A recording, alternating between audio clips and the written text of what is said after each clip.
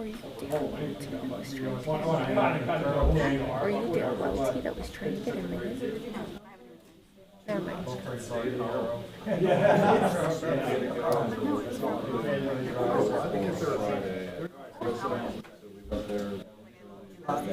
Okay.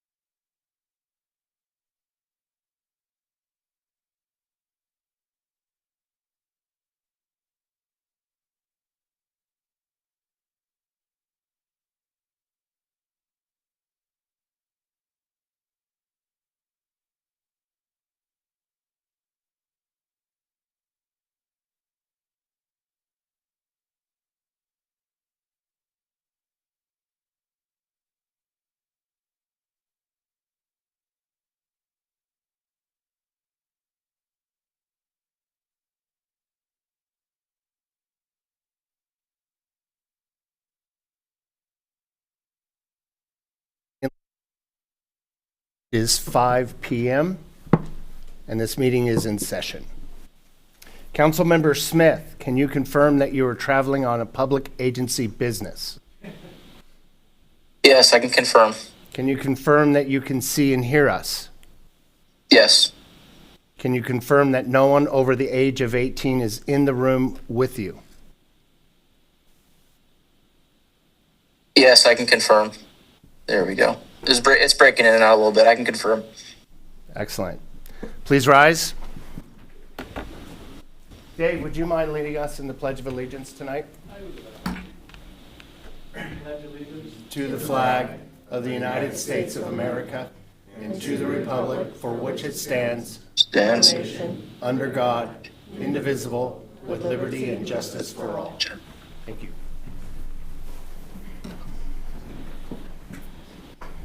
Madam Clerk, can you conduct a roll call? Mayor Pro Tem Castillo. Here. Councilmember Smith. Here. Councilmember Stieber. Here. Councilmember Welty. Here. Mayor Terry. Here. Mayor, you have a quorum. Madam Clerk, do we have any public comments on non-agenda items? Mayor, we do not. Moving on to item number 1, authorization to negotiate and execute the purchase and sale agreement of approximately 34.99 acres of vacant land. Our presentation by our city manager, Aaron Brown. Thank you, Mayor, City Council. I appreciate you here on this Monday for the special meeting so that we can address these two business items. The first item you have is the purchase and sale agreement for what is called Goat Hill or Getz Hill. This is made possible by the Martin family, who is willing to make this sell to the city at what's called or defined as a bargain sale, meaning they are selling it to the city at a lower value than what the, or a lower amount than what the actual value of the land is. What this staff are asking for is permission to move forward with this offer from the Martin Family Trust to be able to buy this with $1.5 million in cash and the remaining approximately $1.4 million in value as part of that bargain sale. So we would be taking on property that is worth approximately $3 million, and it would cost the city $1.5 million if this were to move forward. I'd be happy to answer any questions you may have. Anyone on council have a question for staff?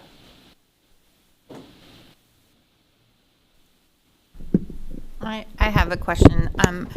I received a phone call this afternoon from a resident who lives in the area of the Hill. And the question from the resident was, does the city have any immediate plans to do anything with the land? And so I thought that that would be appropriate for staff to answer. Absolutely. There are no immediate plans whatsoever. This is something that could be held in the city's portfolio. Typically, an acquisition like this by a city is for the future, meaning it could be used for a myriad of things. It could be used for anything from whatever council decides. It could be used for open space. It could be sold to somebody or an entity like RCA. It could be developed, whatever the city council would want to do. But there are absolutely no plans at this time outside of buying something that is this valuable for half of the cost that it would be. And because we're a city, there are tax advantages to this, so that is the reason that we're able to do this. Tax advantages for the seller. Just to comment, RCA stands for Riverside Conservation Authority, and they basically purchase large pieces of land to set aside for habitat for, I wouldn't say all endangered species, but endangered or endangered type species. And again, that's a possibility for us to do. Just, I want to clarify, because RCA is not common. I do have one comment. A resident as well reached out and just kind of wanted to know some of the financial details. Understand it's being taken from our line of credit, but anything about penalties of if we're paying this off, or what's that interest look like over the term? No, we wouldn't be going full term. Basically, what's going on right now is we've got the HSIP project that's going. The way that works, we've got to pay for everything, and then the state reimburses us. It just wouldn't make sense to take that much cash out of our accounts at the same time. So it's better to use that while we finish up this HSIP project. HSIP project finishes up in February.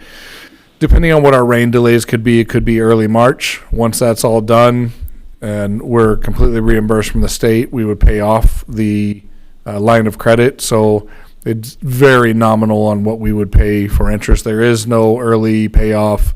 It is a true line of credit. So it makes more sense to borrow money for a short term than to drain our cash reserves at that time. I had a question from a resident, and their question was pretty simple. Does the purchase or the sale increase the taxes of our residents in any way? It does not, Mayor. It does not increase the taxes. There would be no change to our operating costs. Excellent. Any other comments? Madam Clerk, are there any public comment cards on this item? Mayor, we have one commenter, Darcy Burke.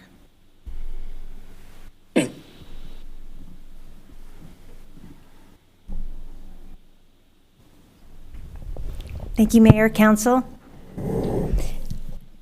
The dam property is. So I want to thank you for having the courage to move forward with something like this.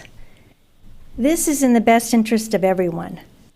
You have no immediate plans, which means there is purposeful thought in what you might do with this property moving forward, versus someone that might decide to develop it for affordable housing or high density, whatever. which would be very concerning to the Water District and at least to me personally. I would much rather see this property in the hands of the city in a transparent manner, that there would be public input into whatever this might or might not be. Having been a neighbor of the Martins for a very long time, I think they would too. So I'm very glad to see this moving forward, and I just want to thank you for having the courage to do that. This has been a very contentious piece of property in the 26 years I've lived here, so it wasn't very surprising that there was a lot of comments on social media, and if you read it on social media, it's the truth. So I just wanted to personally thank you. I think this is in the best interest of everybody from a vulnerability standpoint. I'm glad to see that it'll be protected and safe until you decide what's the best and greatest use for this piece of property. So thank you. That's all I have. Madam Clerk, do we have any additional comments? We do. Joe?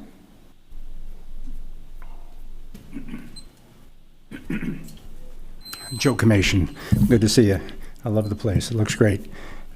I was around years ago when council battled with the builders, developers, and they came up with a ridgeline ordinance. A ridgeline ordinance that is in place today, and as far as, excuse me, as far as I know, it's in permanently. Is there any plans for this council or in the future for modifying or removing that ridgeline ordinance? Because that's just one of my questions, if you want to address that or if you can. Can I defer that to our city manager? I will send it to the city attorney as this is public comment. I think that would make it an interactive portion, so I'll let the city attorney speak on that. Yeah, Mayor, generally, members of the public are allowed to ask questions, but it's not a back and forth. So Okay. ask all the questions you want, and then the mayor and the council can ask for answers from staff. And I understand if it is a $3 million mountain, clearly it's not of much value at this point. And I'm wondering, the ridgeline ordinance seems to protect the community from any major development that's could go on. What is the point of actually purchasing it, spending $1.5 million, even though it's a good price? And there's no question. I assume it's been appraised. I assume the value was not just pulled out of the sky. It was a legitimate value. But I'm just curious as to what the value is worth and why we're doing that. So that's my questions. Thank you. Madam Clerk, do we have any additional comments? Mayor, we do not. Any further questions?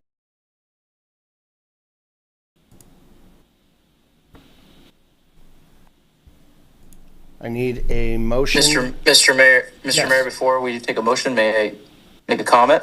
Absolutely. Mr. City Attorney, would you mind repeating what Mr. Commission said? I'm not quite getting the public comment that was discussed. Sure. The essential crux of the question was, is there any present intent to rescind the existing ridgeline ordinance that the city has on the books? Understood. Just my only comment on this is, I'm very excited about the direction that we're headed, not just as a council, but as a city. Kudos to you, Mr. City Manager, for bringing this deal forward. We've been working on this for quite a few years now, and the fact that the Martin family came to, I think because of your leadership, this helps out so much from a financial standpoint. I mean, most of the people will know that, especially because this council, as of right now, have no plans other than just a financial benefit of that.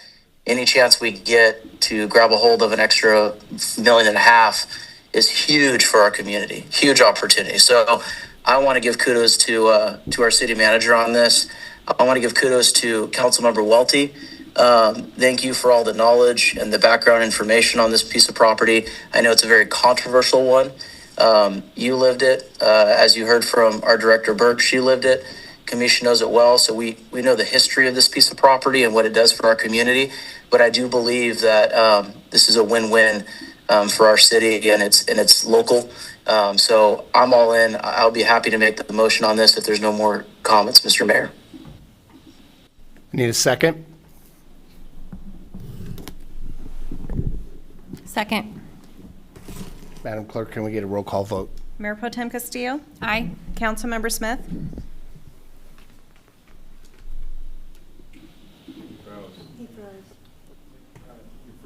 He's not frozen. There we go. Aye. Councilmember Stever, Aye. Councilmember Welty, Aye. Mayor Terry. Aye. Motion passes. Item number 2 is the introduction and first reading of ordinance number 269, an ordinance of the City of Canyon Lake, California, amending Chapter 4.20, commercial cannabis businesses. And we have another presentation by our city manager, Aaron Brown. Thank you very much, Mayor Pro Tem and Council. With this item, staff is looking for a combination of items here. One is to essentially affirm the process that the city went through with the prior bids and that process that has now, for lack of better words, and maybe the city attorney can give better words, run its course. It's gone through everything. We have no remaining process intact. The other thing is we're asking that we go from, we have the current 2 permits. We're asking that we go back to 1 permit, and that's for many reasons. One, I believe that was City Council's original intent, was to have 1. It gets us back there. 2, it really gives me a lot more to work with to try to attract a good cannabis partner, because there's going to always be that kind of threat of, if you bring one in, a second one could come in and undercut them at any time. So that is what we're looking for, the ability to go down to that 1 to affirm the end of that process, and then make the modifications to the listed modifications to the ordinance. Thank you. And I'm available for any questions. Any comments for staff, questions? Mr. Mayor, I do have a comment. Thank you, City Manager, for going over that. And as you said, this is 2-parter, and definitely all for removing City Council as the appellate body moving forward in any of the cannabis permitting decisions. I do have a comment, and really I think this is more aligns with council and kind of what their goals have been for cannabis. I know when you had the April resolution, the main goal out of that was to look at increasing revenues. There's been some challenges along the way, both as the cannabis business staying in and kind of the numbers that we had out there that they would have to achieve. It didn't pass through an election, but council did come back and reconsider back in January of this year to reduce that contribution rate to make it more attractive to both of those cannabis companies. Neither of them went anywhere. But today's resolution, and thank you again, City Manager, you brought up a couple points, but I know we were focusing on public safety. And when we talked about this last in closed session, kind of talked openly, but when I really got to see this agenda and what the resolution's about, it kind of maybe almost gave me a second thoughts of, are we making a right decision? I'm not thinking of making the right decision of reducing, because I still want those revenues, and I think any additional chance we get, we should have maybe multiple. But if cannabis retail could be a sense of a problem when it comes to public safety, the wellness and the welfare of the community, I don't think we should take any chances with that, and my recommendation would then go to 0. The goal still is drive revenues. We have multiple liquor stores. We have a lot of businesses in our community. And I still think that gives the flexibility of keep driving revenue. So again, kind of had a different change of heart at this, wanted to bring it to the attention. And that was strictly based off the agenda item and the language in there, and really keep the focus on, if public safety is the key issue from the past cannabis, let's keep it out of here fully. So, Any other comments? I want some clarification on Mr. Mayor, just because I want to hear it clearly, is Councilmember Stevers, is his idea to keep both permits? Did I hear that correctly? And if we're looking at the goal being revenue generation, absolutely. Based off the current agenda and the focus of it is public safety, we state in here that this resolution finds delimiting the number of commercial cannabis retailers to 1 will better protect the public health, safety, and welfare, and is consistent with the city's policy objectives and police power authority.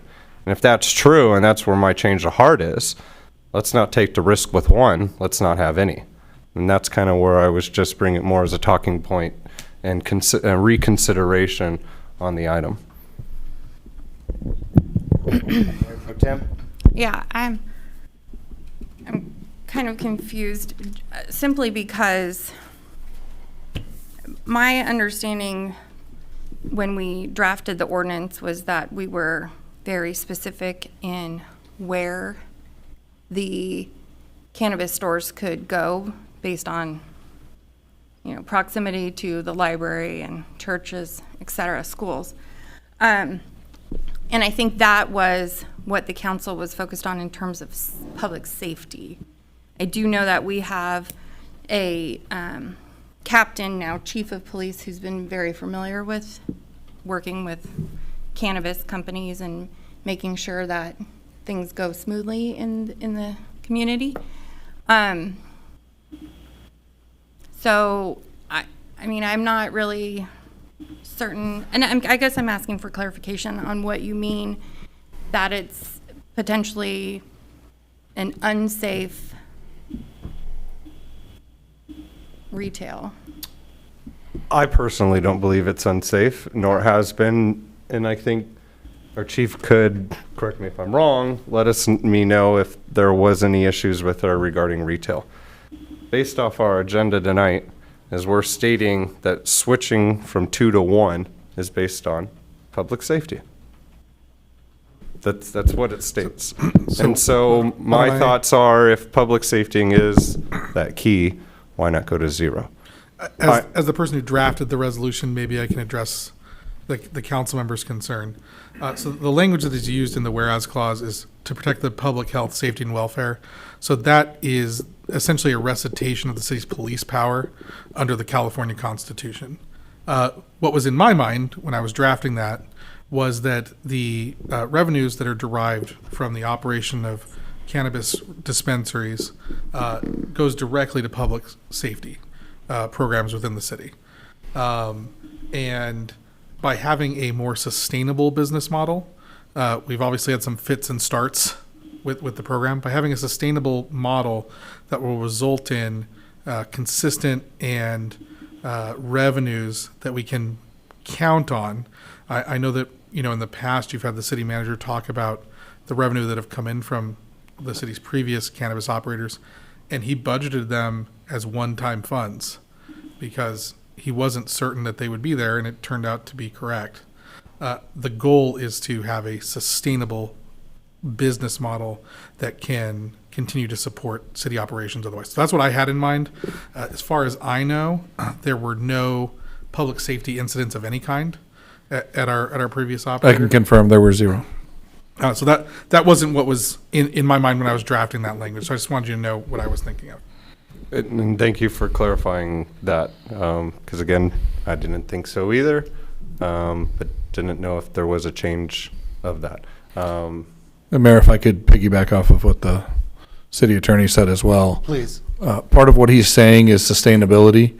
That is my reason for asking council to go down to 1. I do not feel that a city of our size, it is sustainable to have 2 permits to create a level of competition among such a small sliver. I've given my input in the past on cannabis consumption and how that it works, that whether a city has a cannabis dispensary or a retailer has no bearing on whether or not the cannabis consumption will will be in place. So you're going to have a number of percentage of the city that are going to purchase legal cannabis from dispensaries. My point is, it makes no sense to not have that in the city where it's in a controlled and safe environment that meets all of our ordinance requirements, that would not lead to the tax revenue going to the city. So you're going to have the same amount of cannabis purchases, if you will. It's just now it's going to be purchased from within the city and then will provide a revenue to the city.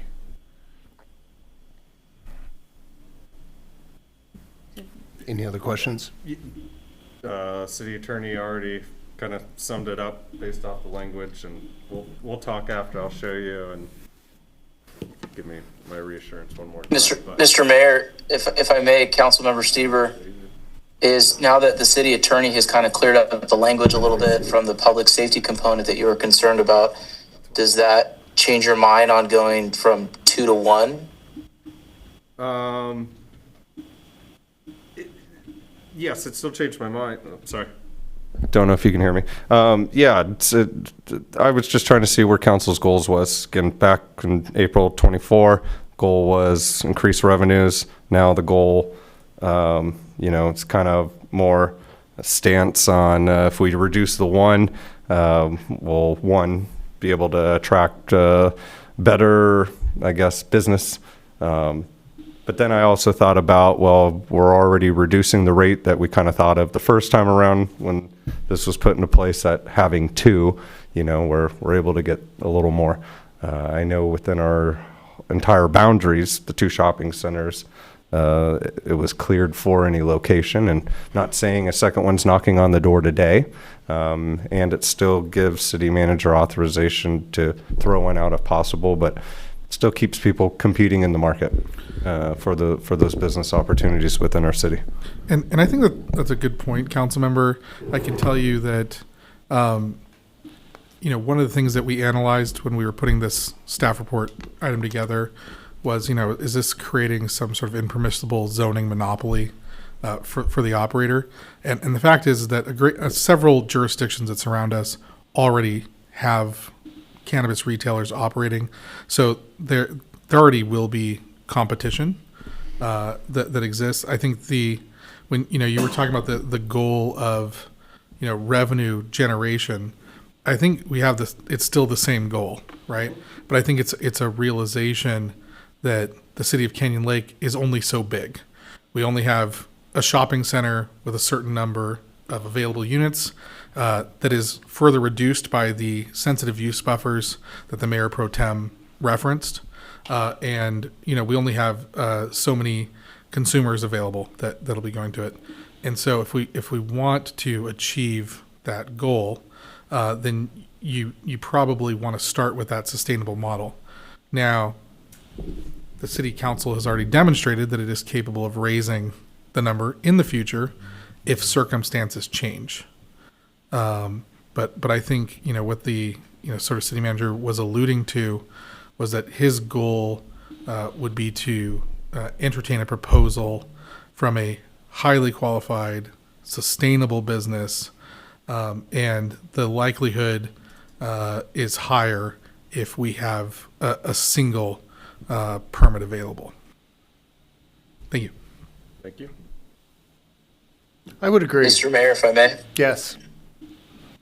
I just want to say thank you once again to our city attorney and city manager on this. Aaron, you know your council. As one of the only 2 that voted no on the original ordinance on this, I think you found some common ground here, working with the entire council. And more importantly, I think it's wise of you to be the one who is looking at who that applicant's going to be and takes the pressure off. I think this is a win-win for the entire council. If there's no public comments, I would be more than happy to make the motion to move the item on this one. Thank you, Mr. Mayor. Madam Clerk, do we have any public comments? Mayor, we do not. I need a motion and a second to take item number 2, to take the staff's recommendation. Jeremy made the motion. We have a motion on the floor. We just need a second. Second. City Clerk, will you conduct a roll call vote? Mayor Pro Tem Castillo? Aye. Councilmember Smith, Aye. Councilmember Stieber, Aye. Councilmember Welty, Aye. Mayor Terry. Aye. Motion passes. And with that, this meeting is adjourned, unless there's any further comments. Thank you.